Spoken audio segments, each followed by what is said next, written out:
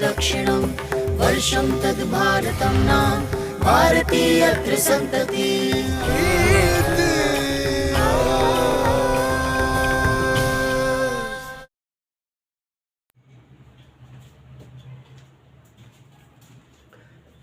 जय हिंद दोस्तों, हमारे YouTube चैनल ड्रीम्स मेकर में आपका बहुत बहुत स्वागत है। तो चलिए, आज का हमारा छोटा सा टॉपिक एक बार फिर हम आपके लिए लेके आए हैं, जो कि हिस्ट्री का एक बहुत ही महत्वपूर्ण टॉपिक रहा है। तो और यूपीएससी या फिर किसी भी कंपटीशन के लिए बहुत ही इम्पोर्टेंट साबित हो सकता है। तो हमारा जो आज का टॉपिक है वो है दक्षिण भारत की महापाषाण संस्कृति। तो महापाषाण संस्कृति का मतलब अगर आप सीधे तौर पे समझेंगे तो महापाषाण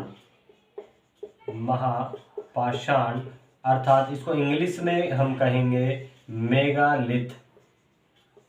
तो महापाषाण यानी कि महा का मतलब होता है बड़ा और पाषाण का मतलब है पत्थर, और इसी प्रकार से मेगालिथिक अगर मैं बात करें तो मेगा का मतलब होगा यहाँ पे बड़ा, और लिथ का मतलब होता है, लिथ का संबंध होता है चट्टान से। तो मतलब इसका कुल मिला के अर्थ ये होगा बड़े पत्थर, बड़े पत्थरों की संस्कृति, जिसको हम कहेंगे महापाषाण संस्कृति। तो अगर महापाषाण संस्कृति का संबंध हम देखें तो यह कहने का संबंध सिर्फ हमें एक पत्थरों के आधार पर दिख रहा है कि कुछ बड़े पत्थरों का उपयोग होता होगा, लेकिन जो दक्षिण भारत की जो महापाषाण संस्कृति है उसका कुछ स्वरूप कुछ अलग तरीके से हमें देखने को मिलता है। वैसे तो इस संस्कृति के अवशेष लगभग भारत के हर क्षेत्र से मिलते हैं, लेकिन मुख्यतः इनके अवशेष दक्षिण भारत से ज़्यादातर मिले हैं, जिसमें तमिलनाडु और आंध्र प्रदेश का कुछ पूर्वी क्षेत्र इसमें पाया गया है। तो इसलिए इसका जो महत्वपूर्ण है, या अगर आपसे कभी भी पूछा जाता है कि महापाषाण संस्कृति भारत के किस हिस्से में फैली थी, तो उसका संबंध मुख्यतः दक्षिण भारत से ही समझा जाता है। ठीक है, तो चलिए आगे अब हम समझते हैं कि इसके बारे में आगे क्या चर्चा की जाएगी। तो एक कर्नल मेडोज टेलर रहे हैं जिन्होंने इस संस्कृति के बारे में कर्नाटक क्षेत्र में पता लगाया।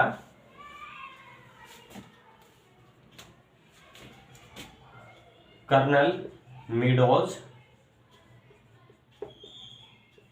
इन्होंने कर्नाटक में उत्खनन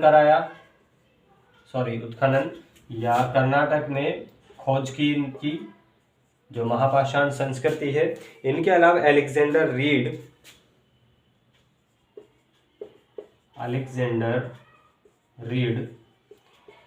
तो अलेक्जेंडर रीड ने तमिलनाडु के तिरुनेलवेली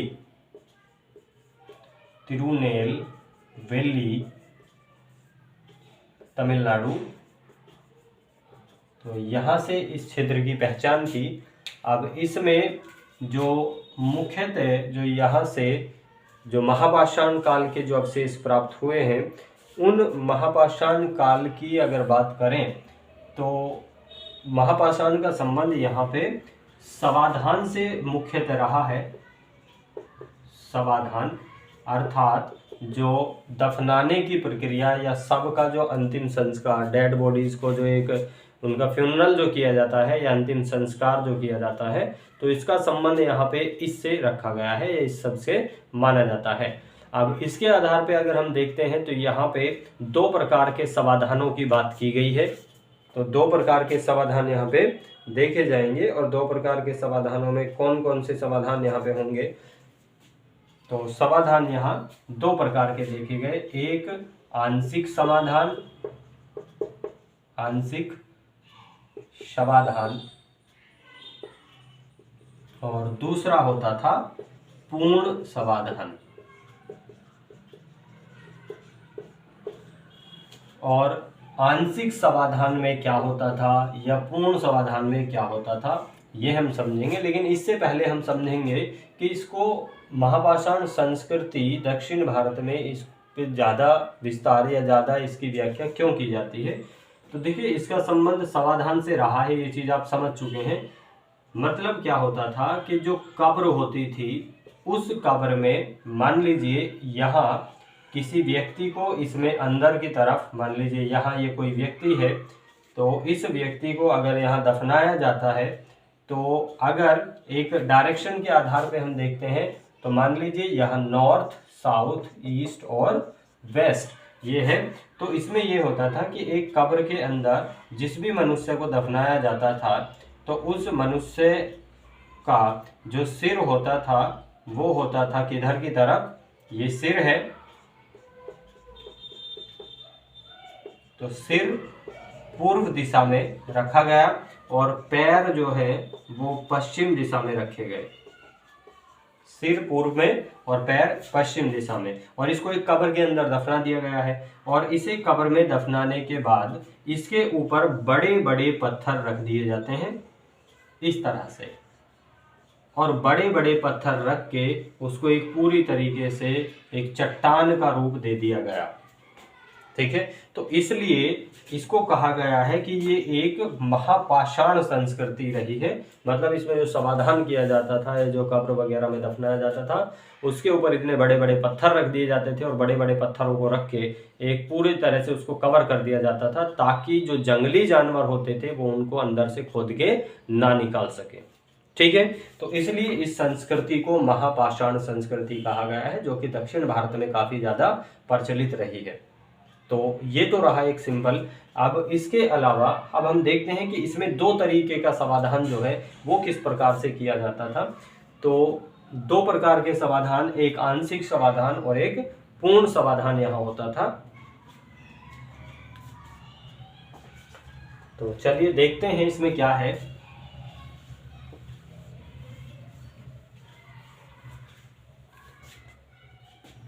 जो आंशिक समाधान है, अब इस आंशिक समाधान का मतलब क्या है? आंशिक समाधान का मतलब ये होता था कि जब कोई मनुष्य मर जाता था, किसी की मृत्यु हो जाती थी, तो उसको ऐसे ही खुले रूप में छोड़ दिया जाता था। और जब उसे खुले मैदान में छोड़ देते थे तो वहाँ पे रहने वाले जंगली जीव जंतु या पशु पक्षी जो थे वो उसको जितना खा सकते थे वो उसको खा लिया करते थे ऊपर से। और उसकी जो कुछ अवशेष, कुछ हड्डियाँ बचती थी, जैसे खोपड़ी या स्कल जो बचता था ऊपर का, या फिर हाथों की, पैरों की जो बड़ी बड़ी हड्डियां जो बचती थी, सिर्फ उस भाग को ले जाके उठा के वहां से उसको दफना दिया जाता था। बाकी उसके शरीर के भागों को जानवरों के द्वारा खा लिया जाता था और नष्ट कर दिया जाता था। बचे हुए शेष भाग को दफन कर दिया जाता था। तो इसलिए इसको कहा जाता था आंशिक समाधान। ठीक है, आई होप आप समझ चुके होंगे आंशिक समाधान का मतलब। आंशिक का मतलब है थोड़े रूप में, मतलब पूरे शरीर को दफन नहीं किया जा रहा है वहां पे, तो सिर्फ उसके कुछ बचे हुए शेष भागों को, अंशों को वहां पे दफनाया गया। तो इसमें क्या हुआ है, इसमें मनुष्य की मृत्यु के बाद, मनुष्य की मृत्यु के बाद उसके शरीर को बाहर खुले में छोड़ा जाता था, जिसे जानवर या पशु पक्षी खाकर नष्ट करते थे तथा शेष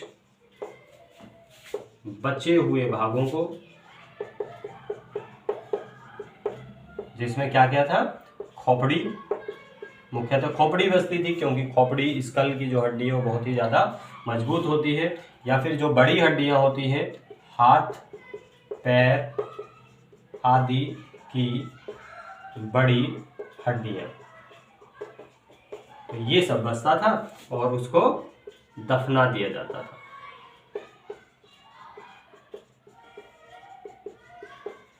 तो उसको कहते थे आंशिक समाधान। ठीक है, तो ये आपको समझ में आ चुका होगा, इसको नोट कर लीजिए। फिर देखते हैं पूर्ण समाधान किस प्रकार से होता था।